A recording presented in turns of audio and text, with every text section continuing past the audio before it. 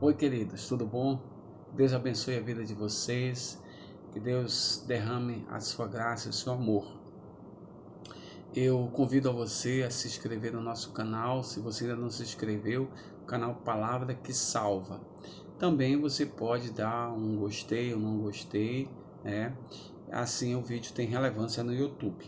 E eu quero compartilhar com vocês Êxodo capítulo 3. Nós vamos falar hoje de um casamento consciente, né? Êxodo capítulo 3, verso 17, diz assim: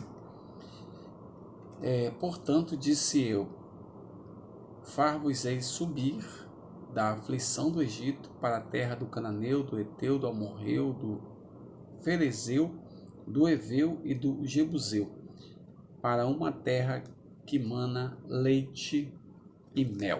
Essa é a palavra de Êxodo que o Senhor deu a Moisés, né, a respeito da sua missão, né? E todos conhecem essa história, que é a história da saída, né? O livro do Êxodo tem esse nome porque Êxodo significa saída, né? Então, a saída do povo de Israel do Egito depois de 400 anos escravo ali. Então, assim,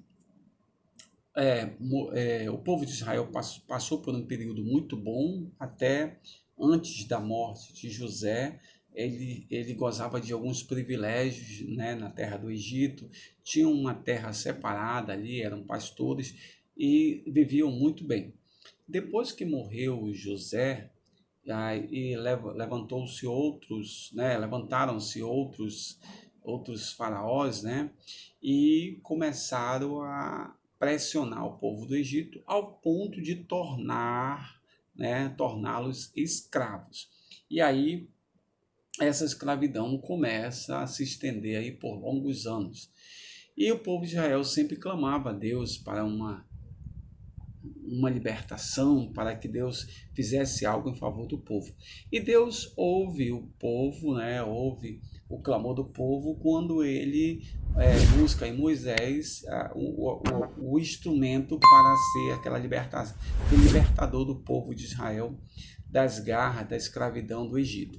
E aí é importante, aí eu quero que você guarde isso, que não era uma prisão sim, literal, né, de trás das grades, mas também era uma prisão mental. Né? Isso é importante. O povo que seguia Moisés, quando ele foi retirado do Egito, né?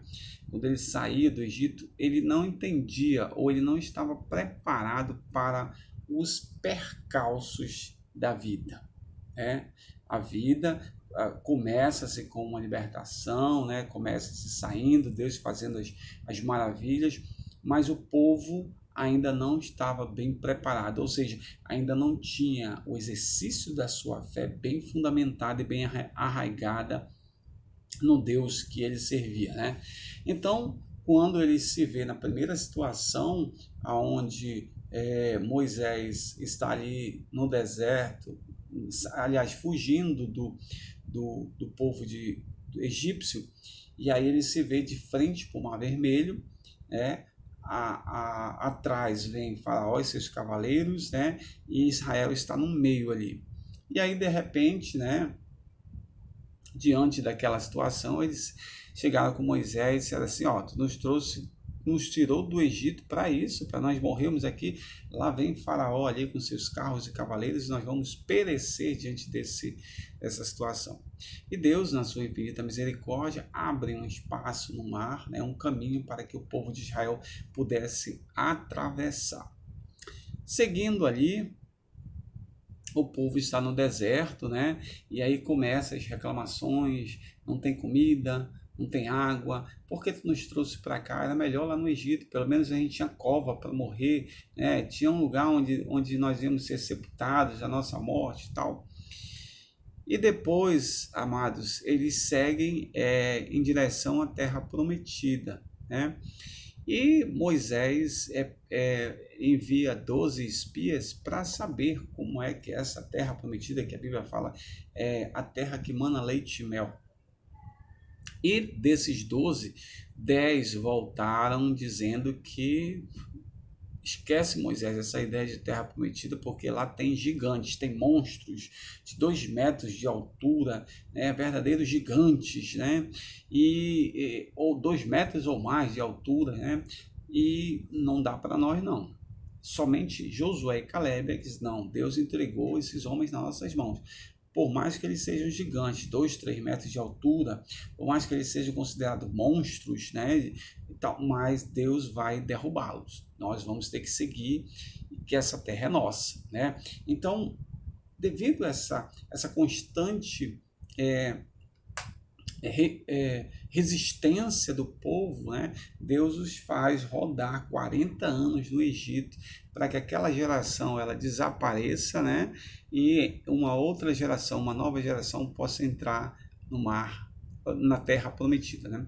Então, assim, o que nós podemos tirar o que nós podemos aprender acerca do casamento com essa história da terra prometida? A primeira coisa é que a maioria de nós segue uma vida conjugal como se estivesse dormindo, né? Estabelecendo relações rotineiras que não dão pouco, né? Que quando dão pouco prazer, sensação a sensação de prazer. Então, é uma vida empobrecida, uma vida de repetições, e a tendência do casal é um culpar o outro pela infelicidade, né? Então, assim como o povo de Israel vinha dizer, olha aí, Moisés, a culpa é sua, porque tu nos trouxe para cá. Assim mesmo pode ser no casamento. Ó, tá vendo? Nosso casamento é assim por causa de você. Você fez isso, ou você não deixou de fazer isso. Você torna o nosso casamento repetitivo, você torna o nosso casamento uma rotina, e aí começam as divergências, né? Começam os conflitos, né?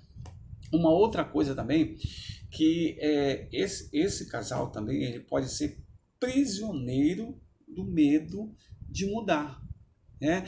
Mesmo que, olha só, mesmo que o povo de Israel viu ali Deus abrindo o mar, né, para que o povo pudesse passar pé enxuto, ou seja, o caminho estava livre. O caminho estava livre, era só entrar e passar, né? Mas mesmo assim, eles reclamavam, eles viam a dificuldade, né? Mesmo que às vezes o casal vê uma situação que pode entrar, que vai dar certo, mas aí o que acontece? Lembra que nós falamos da prisão emocional, né? Das dificuldades emocionais que essa relação já tem causado, já tem fervilhado e dificultado mais. Lembra dos gigantes, dos monstros? Também se criam monstros nessa relação que são inimigos que estão dentro de cada um. Ou seja, o medo da transformação, o medo da mudança faz exatamente o casal estagnar e não andar adiante. Então, uma outra coisa também, as partes negadas e recalcadas do seu ser, né, que ameaçam atingir a consciência de cada um, ou seja, aquele medo, aquela coisa que está guardada, aquela má compreensão, aquele negativismo, aquela forma de encarar que é uma forma que não leva absolutamente nada, espera-se. Então, o medo ele não é só aquele monstro que está externo, mas o medo é aquele monstro que está dentro de mim, né? E que precisa de uma libertação, né? Esperamos que as recompensas também da vida elas cheguem mais facilmente, né? Mais facilmente, sem sacrifício, né? Ai, meu casamento, eu casei, agora nunca mais eu vou ter problema. Os problemas acabaram. Casado, né? Às vezes a gente escuta assim, ai, nós nunca brigamos, pastor, no nosso casamento. Então tem alguma coisa errada, porque conflitos sempre vão ter. A diferença, a grande sacada da coisa é como parar para resolver esses conflitos. Mas conflitos sempre tem. Então, a gente acha, quer chegar como Israel queria, não, vamos logo para a terra prometida, tem que passar por isso, falta isso, falta aquilo, vamos logo caminhar logo, Moisés, e chegar. Não é assim. tem que vencer as dificuldades. E uma vida relacional é uma vida de um eu conjugal, não é uma vida de um eu só para mim, uma individualidade. O casamento já não é mais individualidade, o casamento é conjugalidade. Então, o verbo que eu tenho que conjugar é esse, a conjugalidade, o eu conjugal, o eu no qual sou eu e a pessoa, a minha esposa, aquela que casou comigo, então é o eu conjugal. Essa relação, ela tem que entender que a vida tem percalços, a vida tem altos e baixos, e isso deve ser vencido todos os dias. Então, assim, olhar para a Terra Prometida como uma oportunidade, como um vislumbre de algo novo. E o casamento deve ser visto assim também como um veículo de mudança, um veículo de autoconhecimento que podemos começar a trabalhar nossos anseios inconscientes, a trabalhar a nossa situação interna, e aí juntar essas duas partes, formando uma só, como nos diz a palavra. Então, essa coisa da mudança, do autoconhecimento também, ela tem que ser uma trajetória a ser buscada, um caminho a ser percorrido na relação conjugal. Então, para que um casamento ele seja um casamento consciente, é necessário que essa consciência, ou que essas consciências, elas trabalhem para uma outra consciência. Quer dizer, as duas consciências individuais trabalhando para uma consciência individual. Assim há crescimento, assim a entrada na Terra Prometida, assim é um caminho a ser percorrido, que mesmo tendo os percalços da vida, mesmo às vezes faltando água, faltando comida, faltando alguma outra coisa, aquele que é o Deus do seu casamento, ele há de suprir todas as nossas necessidades. Ele nunca nos deixará só. Está escrito na sua palavra, nunca nos deixará só. E ele supre a nossa necessidade. Toda vez quando tende a uma situação que desequilibra, o Senhor está ali pronto para equilibrar, pronto para dar o suporte, pronto para dar o acolhimento.